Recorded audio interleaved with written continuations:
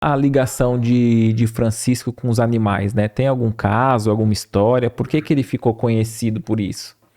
Muitos, muitos casos, né? Não é à toa que ele é considerado o padroeiro dos animais, da ecologia, por toda essa ligação que ele teve. Quando Francisco despertou, isso não foi depois de santo, não. Isso já na sua transformação, né? Ele passou a perceber coisas que antes ele não percebia. Por exemplo, nós passamos, se a gente for aqui na rua, a gente vai passar por uma árvore, não vai dar nem atenção. Às vezes nem lembra que a árvore está ali, que tem uma árvore ali, que existe algo ali. Mas para Francisco, uma árvore ela não passava despercebida, porque ele via como uma criatura de Deus, né? Como uma irmã, chamava a irmã árvore. Os passarinhos, né? Os animais, mesmo os mais ferozes, né? Porque Francisco entendia que numa família existem os irmãos que dão trabalho e os que não, né? Então todos eram criaturas de Deus, então ele amava todas. Então existem muitos casos assim da ligação de Francisco com os animais. A sua pregação com os passarinhos, né? Inclusive tem um relato em que Francisco estava pregando e alguns corvos começaram a fazer barulho, fazer baderna e ele não estava nem se ouvindo, né? Aí ele mandou que eles, meus irmãos, né? Fiquem quietinhos aí, façam silêncio, né? Depois vocês falam. E alguns biógrafos dizem que eles se silenciaram e ficaram ali prestando atenção até Francisco terminar. Alguns andavam por ele, sabe, subiam nele e de forma assim de encantar. Isso encantava os irmãos.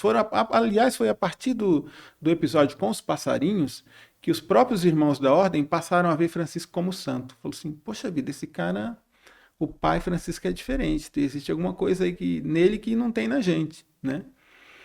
Por exemplo, um caso famoso que é o caso do lobo de Gúbio. Existe em Gúbio até hoje uma estátua, fizeram um monumento com a figura do irmão Lobo, que lembra esse episódio com Francisco.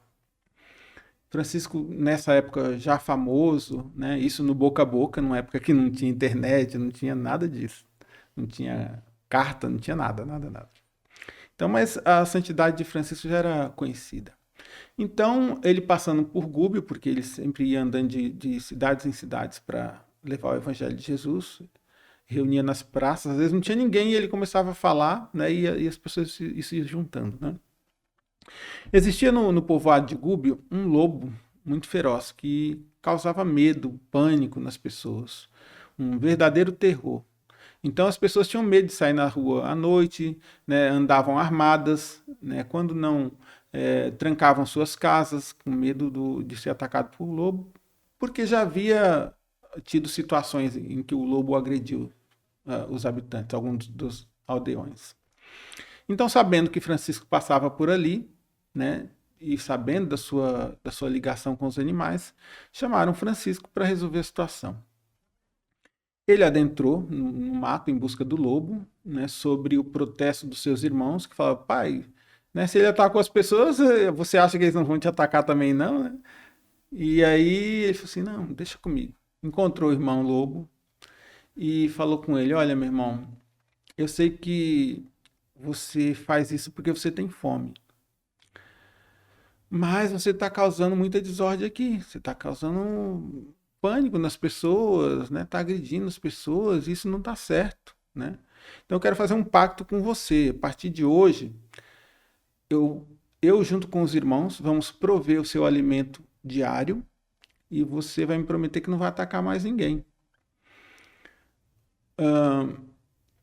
Cada biógrafo conta de uma maneira, mas a forma mais lúdica que se conta é que o lobo colocou as patas nas mãos de Francisco em sinal de acordo, né, de pacto selado, e passou a não agredir mais ninguém, a atacar mais ninguém. Então o que se via no povoado de Gúbio era um lobo manso, quase que um animal doméstico, que andava ali no meio do povo, brincando com as crianças, comia, as casas que ele chegava tinha comidinha ali para ele, e passaram a amar esse lobo, né?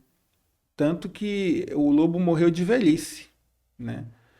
E Há quem diga, Éder, que esse lobo pode ser que não seja um lobo de 4 patas, que pode ser uma pessoa com 2 mãos e 2 pés, né? Um salteador, uma pessoa que fazia o mal ali, né?